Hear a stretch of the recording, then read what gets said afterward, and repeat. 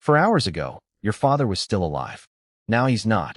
And somewhere in the next 4 hours, I'm going to walk into an office, sit down across a desk from a man I've never met, in a suit I'll never remember the color of, and make about a dozen decisions I have never had to make before in my life. I haven't slept. I can't eat. My hands won't stop shaking, and this man is sliding a folder across the desk like it's a menu.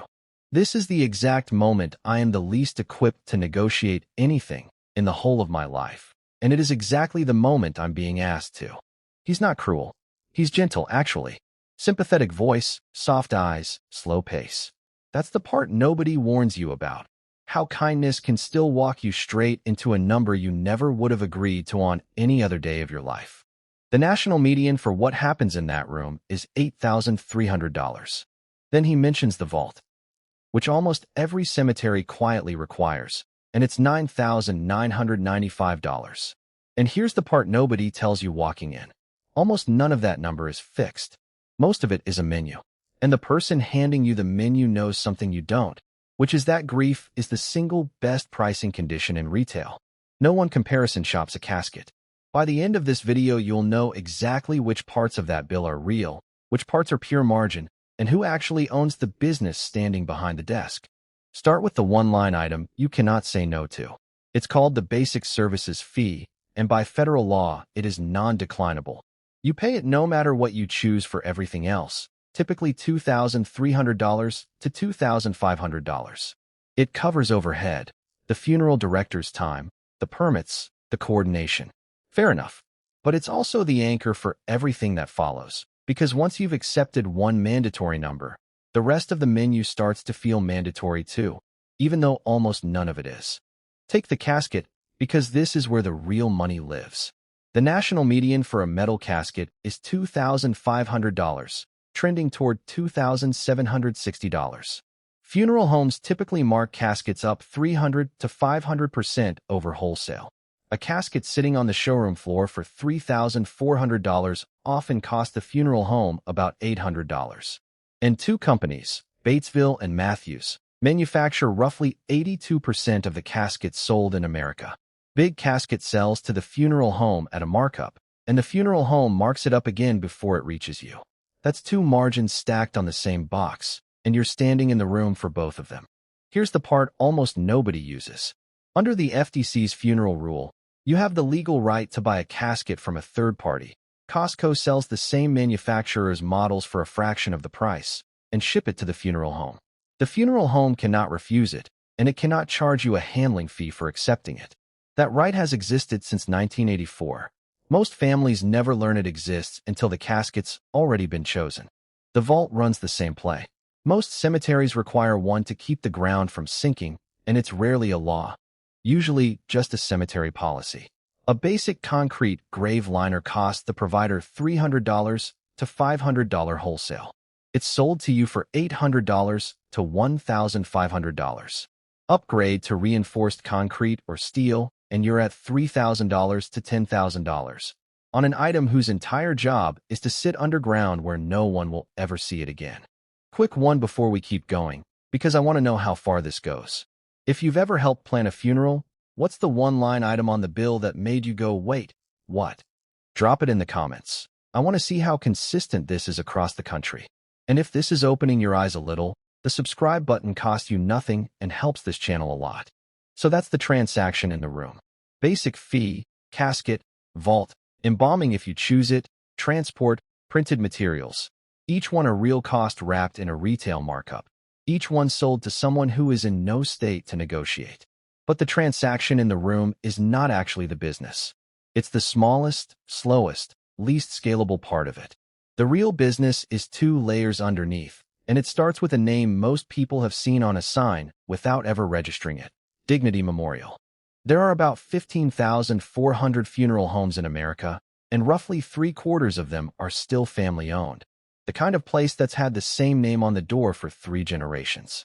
But the largest single player is a public company called Service Corporation International, SCI, and it now owns or operates more than 1,400 funeral homes and over 400 cemeteries across 44 states, Canada, and Puerto Rico.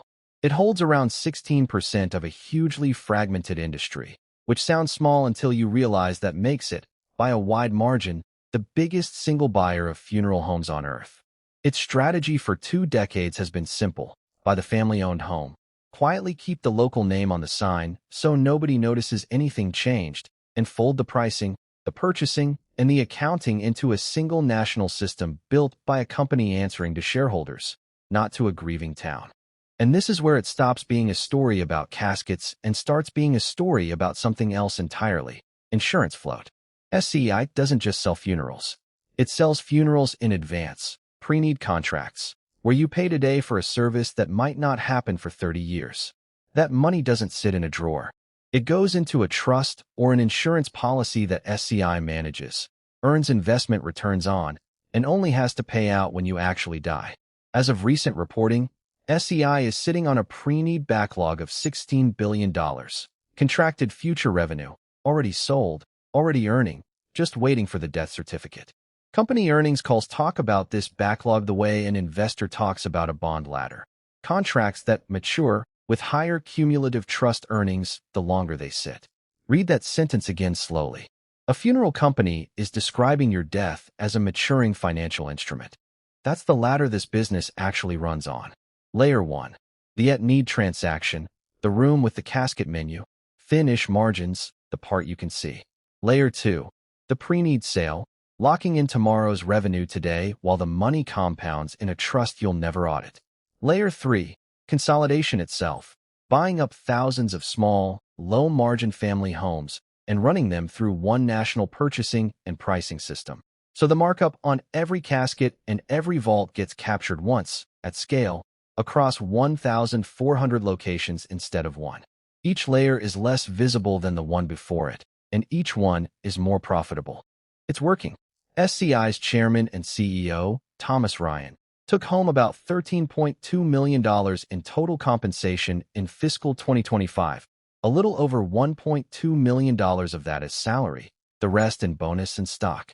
He's run the company for 2 decades. In that time, the American funeral has quietly become a demographic bet: an aging population, a rising death rate, and a preneed backlog that grows every single quarter almost regardless of what the economy does. Wall Street calls that a defensive stock for a reason. There is functionally no downer in dying. There's a genuine headwind, though, and it's worth being fair about it.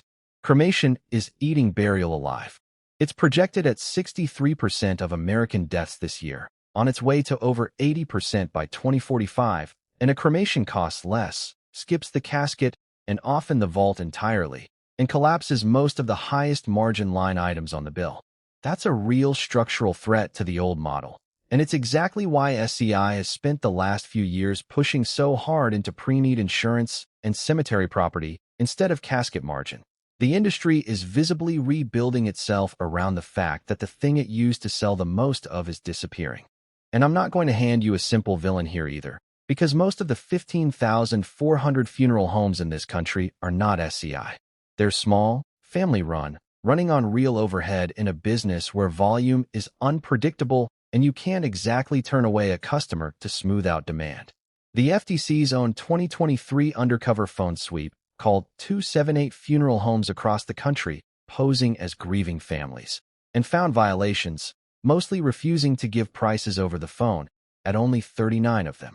That's a compliance rate over 85%, which is honestly better than a lot of industries get. One of the homes that did get caught, Shadow Mountain Mortuary in Phoenix, gave 2 different price quotes on 2 different calls and told a caller that health code required embalming for a viewing, which wasn't true in Arizona or almost anywhere. The FTC's penalty for that kind of violation can run over $53,000 per call. It's not nothing, but it's the exception the regulation exists to catch, not the norm. So where does the money actually come from? Not really the casket, even though the casket is where you feel it. The casket markup is real, but it's the visible tip of a business that makes its actual return 3 other ways: buying up the family homes that used to compete on trust, selling you tomorrow's funeral today, and investing the float for decades before it has to deliver anything, and running all of it through a national pricing machine that turns a grief transaction into a recurring, demographically guaranteed revenue stream. You walked in thinking you were buying a service for someone you loved. What you were actually doing in a growing share of cases, was making a single contribution to a $16 billion trust fund that a public company gets to invest until the day it has to make good on it. If this one changed how you'll read a general price list, hit like and subscribe. It genuinely helps the channel. And if you want the closest relative to this one, go watch how Goodwill actually makes its money off the bag you dropped off for free. Same trick, different box. See you in the next one.